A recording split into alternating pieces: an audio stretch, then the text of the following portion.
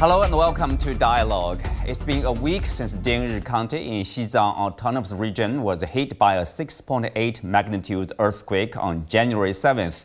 The epicenter is at the foot of Mount Kamalama and sits 4,500 meters above sea level. Harsh weather, high altitudes, and a remote location have made rescue efforts challenging. But despite these obstacles, over 47,000 people have been evacuated, with resettlement and reconstruction already underway. What's the latest situation there? How did China respond so quickly? And what can we learn from these relief efforts? Join us for our discussion today, live from Beijing. I'm Xu Qianduo.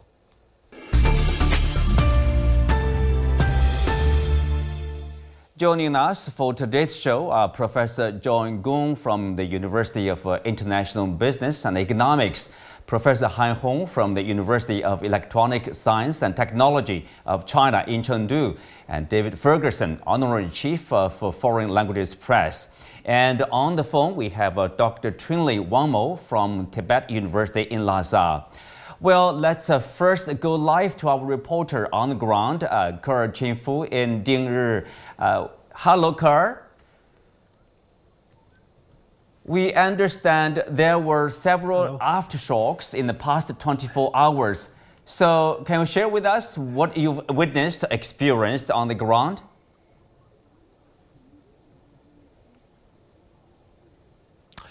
Yeah, good evening, Beijing. We have experiencing aftershocks in these days, and last night we felt, I think, 5 noticeable traumas, and they were big enough to drive people, out to the streets, including our own team. We went out and we waited for about 20 minutes, and after that, people started going back into their own homes. For now, I haven't heard any injury or death reported from the aftershocks last night. I think that's all I can tell you about this right now. Well, Kerr, tell us more about this resettlement process. We know that the shift, the focus has already shifted from rescue, research, efforts to resettlement. Now it's really about having people settle down in a new condition. Are there enough basic necessities, now for the affected?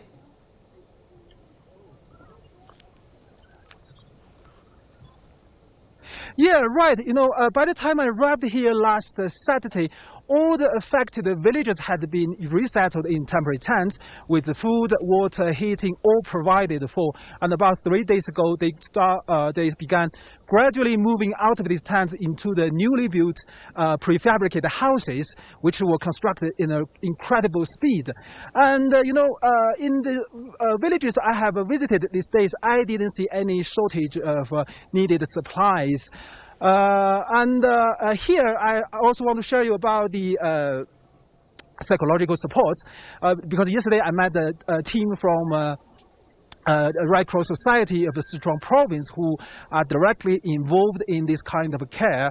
Instead of making people talk about the trauma and analyzing it, their major task is to helping people get over it. So they started working with the children by playing football, singing, painting, having birthday celebration with the kids to build trust, to manage the distress to the best of their ability. Kerr, since you are on the ground, share with us your observation, so far about this ongoing relief efforts. Right. I have been here for nearly 1 week, along the way. I will keep hearing touching stories, seeing Greek characters. And beyond that, I saw a well-functioning emergency response mechanism that can mobilize a huge amount of resource in a short time. I saw medical teams, volunteers, and people with different backgrounds and expertise all over the country coming here to help despite the multiple difficulties on this plateau. We as human beings, we are really actually small and vulnerable in front of these natural disasters. It doesn't matter if it's an earthquake or flood or wildfire. At the end of the day, the savers are those brave people who are holding their position, doing their job right, making sacrifice with a kind heart. And it's really fortunate we have a lot of them with us. Well, thank you, Kerr. Thank you for the coverage. Let's move on to our panel discussion. We have Dr. Trinley on the phone. Dr. Trinley, you've been in Xizang and got a first-hand view of the rescue operations. So what's your assessment of the ongoing efforts so far? Thank you for posing this question. Undoubtedly, this earthquake is so difficult for us. When the earthquake news has came to us, I was at home. The news left me stunned, and it brought all the bad memories from the 2008 and the 2010 when the Yushu and the Wenchuan disaster came. But at that time, people are weeping over their destroyed homes, and I could do nothing but pray for them. But this time, as soon as we heard about the disaster, we saw a large number of rescue workers rushing to the scene with great speed. The firefighters, also the police officer and the military, so we are so, united together. That is a very, immediately move for this time. Very impressive. So, Professor Han, the response to the earthquake in Dingri was swift. For example, rescue aircraft were airborne in just 10 minutes after the quake happened. Rescuers reached the hardest hit area within hours. And the critical infrastructure like the Wi-Fi, roads, electricity were restored in a day. As we mentioned, 47,000 people have been evacuated with more than 10,000 rescuers involved. So what's your assessment of this rapid response to the disaster? Yes, I think China responded quickly to this disaster and achieved remarkable results in disaster relief, which once again demonstrated the strength of China and the speed of China. The Dingri earthquake in Xizang reached a magnitude of 6.8 with high intensity and strong destructiveness. The constraints of the natural environment and the infrastructures pose great challenge to the rescue, medical treatment, and resettlement. However, the phased goal of earthquake relief was achieved within a week after earthquake, which demonstrated the advantage of China's political and social systems and the advantage of the emergency management system with Chinese characteristics. In this earthquake relief, a coordinated emergency response system with party-committed leadership, government responsibility, department linkage, military local cooperation, social coordination, and public participation was quickly formed, highlighting the characteristic of and the advantages of China's disaster emergency management. I believe the emergency rescue after the Dingri earthquake in Xizang shows that China's emergency management capacities have reached a new level. A new level. John, as I quoted here, like the plane, were airborne in 10 minutes. That's even from someone who lived in China for decades. I was, surprised with this rapid response. Of course, we were in the same WeChat group. We know that the NGOs, their response is also equally impressive. Right. Well, I think today's China is very different from the time when Wenchuan hit China in 2008. I think it's a country has way more capabilities. I think the fact that the hoppers can take to the air very quickly demonstrates China's defense capabilities. I'm pretty sure the military is also pretty much involved in such a harsh terrain and harsh weather conditions. I think what's striking, a lot of people don't realize this, is the location of the earthquake. It's right on the border between China. I think it's between China and Nepal. It's a mountainous area, very high altitude, and also, it's very cold, freezing weather during night. And I think time is the essence. It really have to respond very quickly. Unfortunately, I think the country has the capability, has the first aid rescue capability to rush to the scene to evacuate people, to evacuate, those people who are hurt and injured. And I think this kind of a capability it shouldn't be taken for granted. I mean, this is it's tons of financial resources as well as technological resources behind it. Very few countries can respond to a natural disaster like this, thousands of miles away in a mountainous area, pretty much, very sparsely populated, and in such weather condition. Very few countries can do that. And also the speed of restoring the services, public services like Wi-Fi, like electricity. That's also, right. I mean, really quick. I would say. Well, I think Wi-Fi is actually, telecommunications is actually very important. During times like this, getting people connected, getting people informed, provides another layer of protection essentially, right? It's a psychological comfort to the people, and I think it's very important. Yeah. Fortunately, we're able to do all of these things. Yes. So David, welcome to the show. As John mentioned, 2008 earthquake in Sichuan. Of course, you were there. You were reporting, what happened at the scene. I guess you are qualified, obviously, to compare. Maybe you can see a different capability, probably different level of capable of responding to the disaster and the material support in I would say all kinds of support in terms of dealing with such a situation now. Very different from, say, that time ago. Yes. Excuse me. Yes, as you point out, I followed the aftermath of the earthquake in Wenchuan in 2008. It was my very first task as a reporter, journalist, and editor working for the Chinese media. If I look and ask myself the question, what was the thing that impressed me most then? It's something that Keir earlier made reference to. I went to Zhujiangyan not much more than a week after the earthquake had struck, and they were building a relief village there. I come from a background as a management consultant, and I'm used to, I had a long experience of organizing big projects, complicated projects. And I would have anticipated a certain amount of chaos.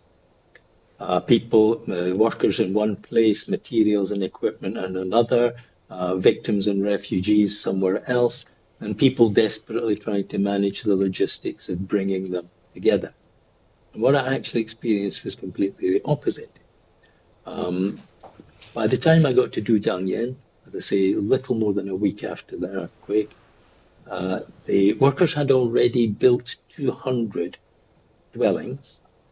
They had built a shop, they'd built a community center, and they'd built a school. And as they were building more dwellings, literally as they were finishing nailing the roof on, relief workers, volunteers, and security forces were moving a family into them. And at the time, I couldn't understand how you could do that based on my experience. I couldn't understand how you could get organized so quickly in such a difficult and challenging situation. Now, listening to Keir earlier, he was talking about exactly the same thing. Because these communities they're not tents, they're not refugee tents, they're prefabricated homes that can provide proper accommodation for medium to long-term residency. Up to 2 years, I think it was planned in Sichuan. And that is hugely impressive because I think in Xizang, the response was even quicker. They were built. The first block I saw of these residences must have been put up within 2 or 3 days of the earthquake striking. That was hugely impressive. That was the thing that impressed me most.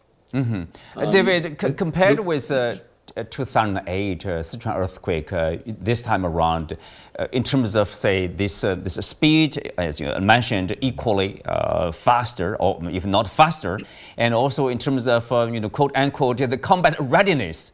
Do you see the differences or any similarities? Well, I think Dr. Han made reference to an important point. We're 16 years on from that.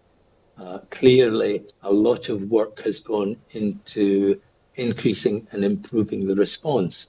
And I think one of the things that must have happened when you look about the speed of the response to Xizang is that people are better prepared. The biggest difference, or the most evident difference between Sichuan and Xizang is the remoteness of the earthquake in Xizang. In Sichuan, there were rural areas, but they weren't a very, very long way from centres like Chengdu. This time, we're dealing with a very, very remote area indeed.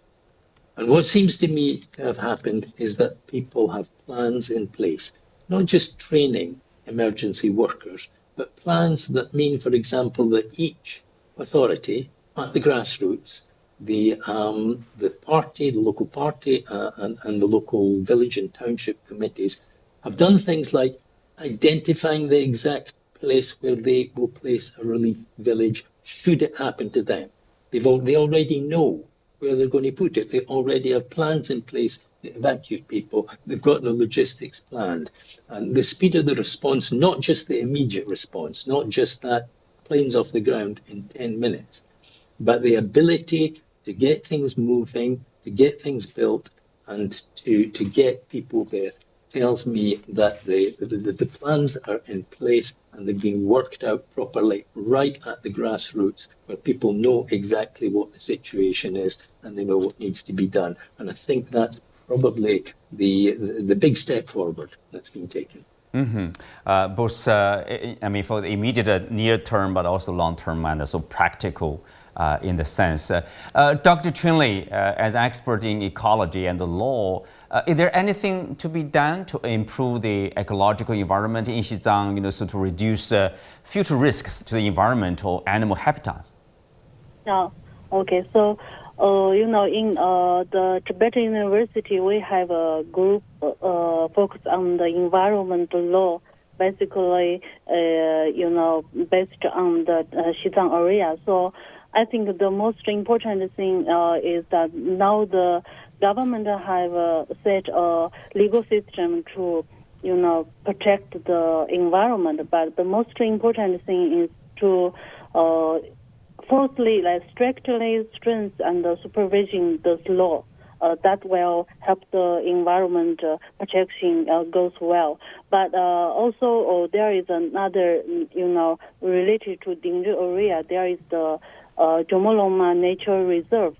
They have protected it for a long time. So after the earthquake, I think maybe the nature or landscape has been destroyed. Maybe we should consider to restoration and find some scientific method to combine with the nature. Also consider how the traditional, also the local view of the nature can combine with those kind of things to protect the environment well. So actually, in the legal perspective, the nationwide have launched a legal in 2023, which tells us that how important the environment had been put in the nationwide. Nowadays, the people now we have all the regulation, all the legal system, but most difficulty is that all the obligation and the rights are not so clear. So people are struggling with that. I think maybe next time we should focus on that more. Dr. Trinley, China has established a nationwide coordination system for emergency medical support.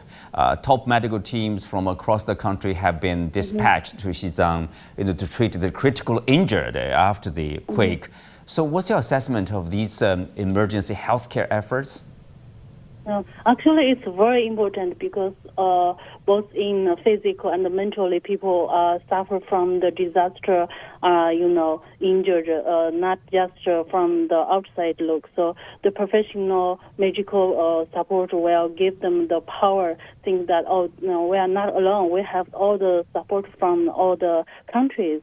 But I think most importantly is that in the short term, we can heal their physical injury. But for long term, maybe the emotional, the psychological, health care is very important.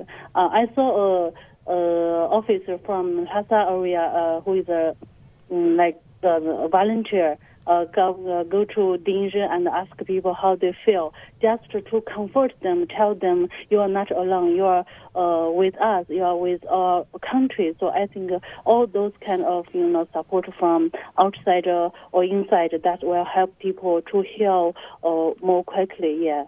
Indeed, our hearts are together. Dr. Trinley, as resettlement continues, and also reconstruction is underway on the horizon. What do you think should be prioritized in rebuilding the villages in a way to protect both local traditions and also the livelihoods? That is also the most difficult thing for long term, because people are not just destroyed by the earthquake. Their home has just ruined. Also, their memory is go with that. So I think the most important thing for now is to give all the help they need. So I think set up a platform for residents to participate in reconstruction decision making.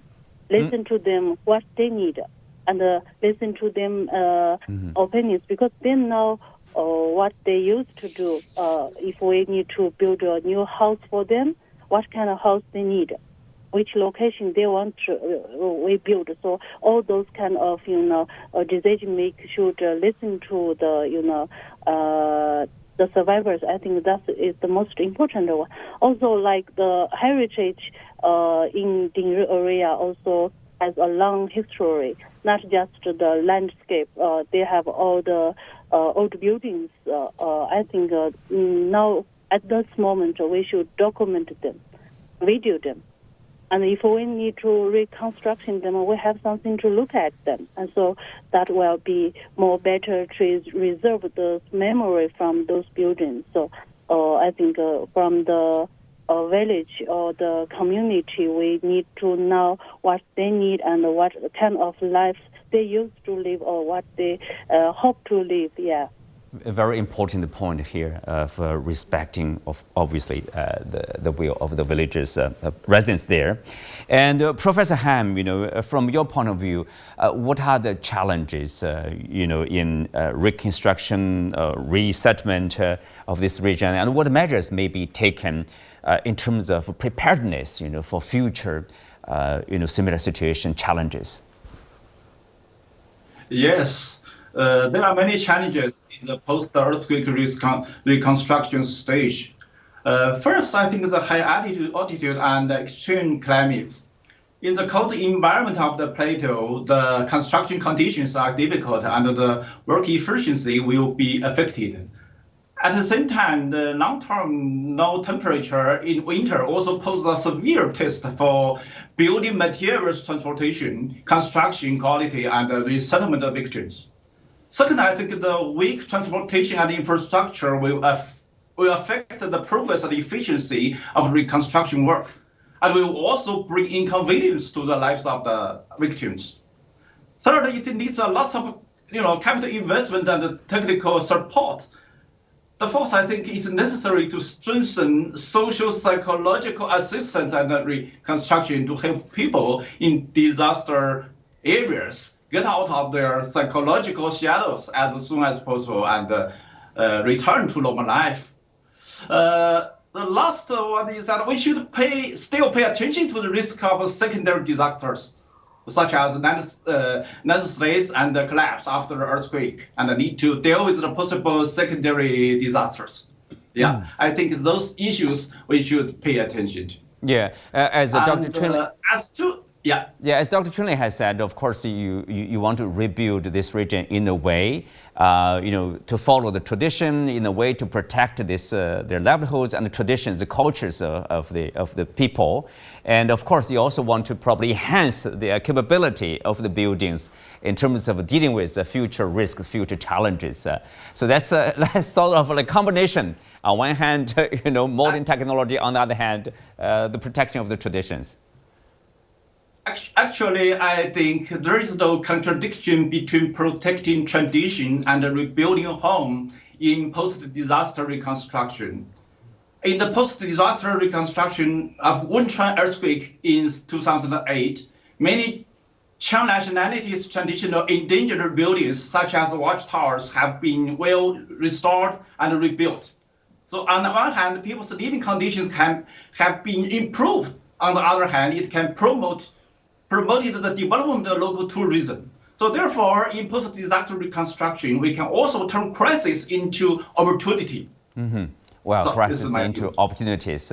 Well, David, if you look at the world today, of course, data shows like there's a significant rise in catastrophic natural disasters over the past century, partly driven, of course, by climate change, like what happened, most likely in Los Angeles, the wildfire, and sometimes also in Australia, for example. And of course, here we have Dingri actually in the earthquake zone, people say. So you do have these disasters, so you have to deal with them. Different countries have different response system. How do you characterize the Chinese system in terms of responding to disasters? The Chinese system has the institutional infrastructure in place, it has the long-term planning in place, and it has the skills in place. Chengdu, you mentioned the LA fires, but just recently, I think there was another disaster in the US which is more closely comparable, which was Hurricane Helen and the damage that it did in North Carolina. It caused terrible damage there in remote mountainous areas. And I think that provides the best contrast between China's system and the strengths of China's system and the shortcomings of other responses. The people in North Carolina, they lost all the communications. There was terrible damage. There was a serious death toll.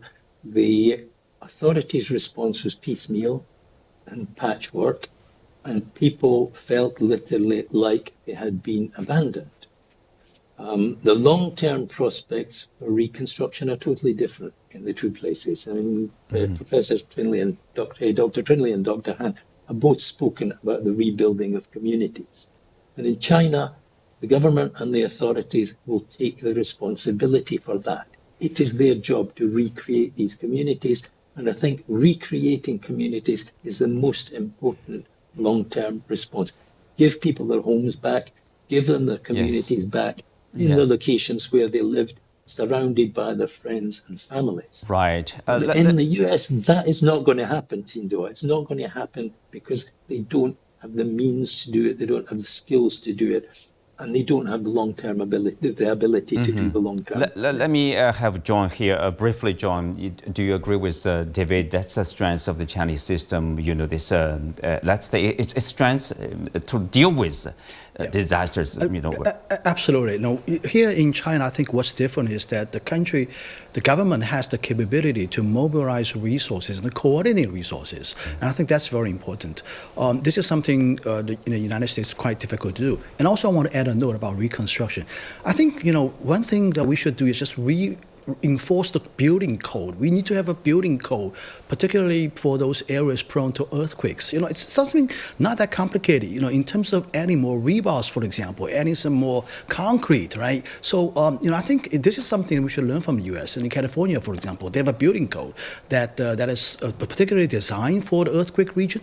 And this is definitely something that local government can do to help the people to build houses that are more resistant to earthquakes. Just putting more concrete and more rebars, as simple as that. Give a full play of our own strength, and at the same time, pick up what we can learn from others. With that, we come to the end for today's show. Many thanks to our guests. You can also find us on the CGTN app on YouTube. I'm Keerqinfu. Thanks for being with us. See See you next time.